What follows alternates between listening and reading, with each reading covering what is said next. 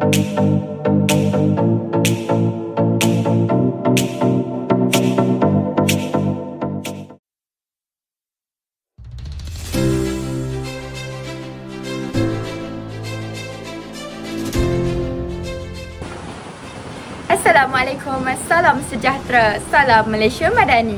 Saya Nur Anis Sofia binti Syafizan dan saya Shalomia, anak perempuan Anaduri dari Politeknik Muazzam Shah, Pahang.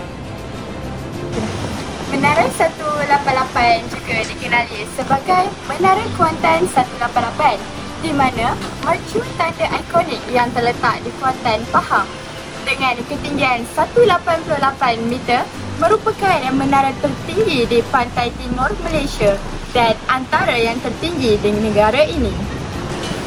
Menara 188 berperanan sebagai daya tarikan utama bagi pelancong tempatan dan antarabangsa sekaligus menyumbang kepada sektor pelancongan di Pahang dengan seni budaya yang menggabungkan elemen budaya dan teknologi.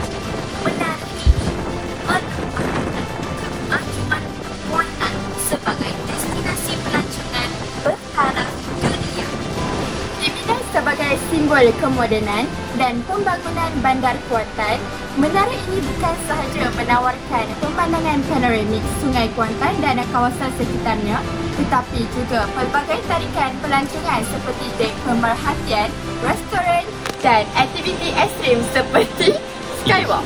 Selain itu, bagi mereka yang ingin merasai pengalaman yang lebih mencabar, mereka boleh naik ke Skydeck yang terletak pada ketinggian 98 meter yang menawarkan platform terbuka untuk pengalaman yang lebih mendebarkan.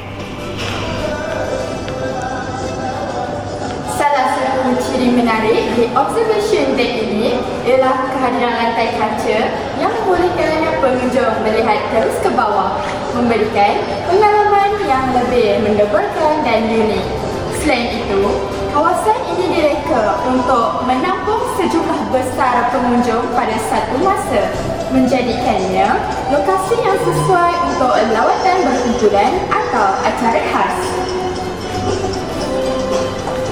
Dari dek ini, pengunjung dapat menikmati pemandangan panorama 360 darjah yang menakjubkan, merangkumi kawasan bandar Kuantan, aliran sungai Kuantan yang berliku serta laut Cina Selatan yang terbentang luas.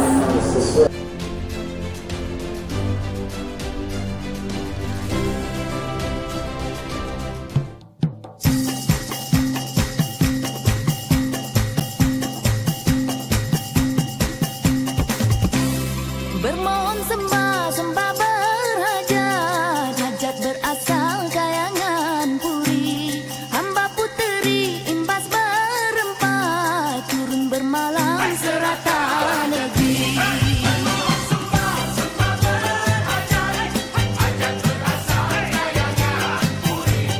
Tuan puteri imbas berempat, turun bermalam serata. Oh, sungguh terdengar. Itu sahaja daripada kami berdua. Kami ingin mengucapkan selamat menunaikan ibadah puasa Dan selamat menyambut Hari Raya Aidilfitri.